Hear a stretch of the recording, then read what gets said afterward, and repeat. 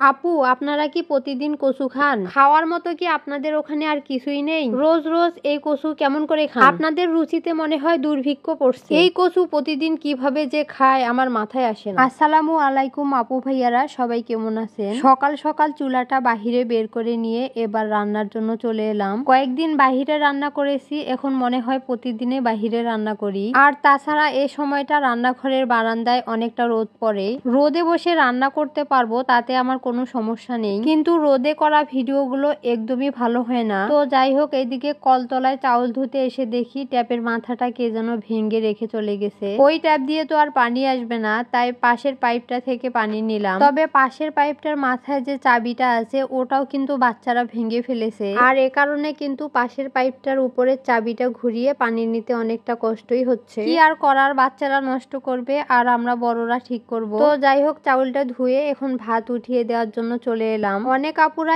ইদানিং আমার মাটির পাতিলে ভাত রান্না করা অনেক বেশি পছন্দ করে, আবার অনেকেই বলে আপু মাটির কড়াইয়ে করে তরকারি রান্না করবেন। হ্যাঁ, এটা অবশ্য ঠিক বলছেন, আমারও ইচ্ছে মাটির কড়াইয়ে করে তরকারি রান্না করা। আসলে সময় সুযোগের অভাবে আমি তেমন কোথাও বের হতে পারি না, তবে ইচ্ছে আছে কিছুদিনের মাঝে মাটির কড়াই নিয়ে এসে তারপর রান্না করব। তো যাই হোক, ভাত উঠিয়ে দিয়ে আমি তরকারি রান্না করার জন্য কিছু কচুর ডাঁটা কাটতে এলাম। আমরা গ্রামের মানুষ বাজার থেকে তেমন বেশি শাকসবজি কিনি না, বাড়ির আশেপাশে যে শাকসবজিগুলো হয় ওগুলো তুলেই রান্না করি। আমার পেজে এর আগে কচুর ডাঁটা রান্না করার ভিডিও, পাশাপাশি কচুর পাতার ডাল রান্না করার ভিডিও আপলোড করা আছে। তো সে ভিডিও দেখে এক আপু কমেন্ট করে বলেছে আপনারা কি শুধু কচুই খান? খাওয়ার মতো কি আপনাদের ওইদিকে আর কিছুই নেই?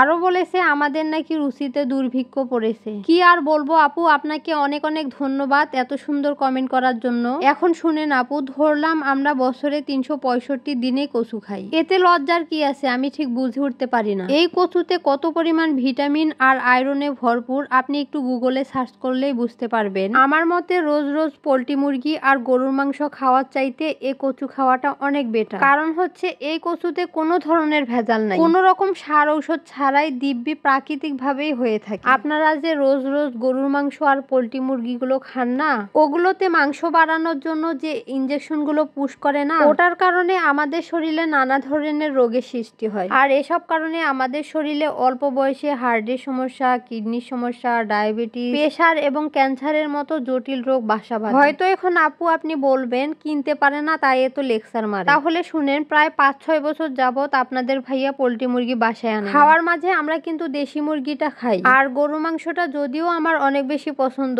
কিন্তু এসব কারণে খুব কম খাওয়া হয়। আমরা সব সময় মুখে যেটা স্বাদ লাগে সেটাই খাই, কিন্তু আমি মনে করি মুখের স্বাদের চেয়ে শরীর সুস্থ থাকাটা অনেক বেশি জরুরি। আমার ভিডিওগুলোতে একটু খেয়াল করলেই আপনারা দেখতে পারবেন, আমার ভিডিওতে একটু খেয়াল করলেই আপনারা বুঝতে পারবেন আমি সব সময় চাম ঘাস, রসুন শাক, সজনা পাতা, আমার বাগানে থাকা 2-3 প্রকারের কচু, এগুলোই বেশি রান্না করি। আর এই কয়েকটা খাবার কিন্তু প্রচুর ঔষধি গুণ সম্পন্ন, আর শরীর সুস্থ রাখার জন্য আমরা এসব খাবারই প্রতিনিয়ত খাই। জানি না আপু আপনি আমার ভিডিওটা দেখছেন কিনা, যদি দেখে থাকেন আর আমার কথায় যদি কোনো ধরনের ভুল ত্রুটি হয় তাহলে অবশ্যই ক্ষমা সুন্দর দৃষ্টিতে দেখবেন। আমি কিন্তু আপনাকে রাগ করে কোনো কথা বলিনি, শুধুমাত্র আমরা কেন এ ধরনের খাবার খাই এসব কিছু একটু তুলে ধরলাম আপনাদের মাঝে। তো যাই হোক, আজকে কিন্তু আমি একটা তরকারি রান্না করলাম, কারণ আপনাদের ভাইয়া একটু বাহিরে যাবে, হাতে একদমই সময় নেই, তাই তাড়াতাড়ি করে একটা তরকারি রান্না করে নিলাম। তো যাই হোক, আজকের ভিডিওটা এ পর্যন্ত। সবাই সুস্থ থাকবেন, ভালো থাকবেন, আল্লাহ হাফেজ।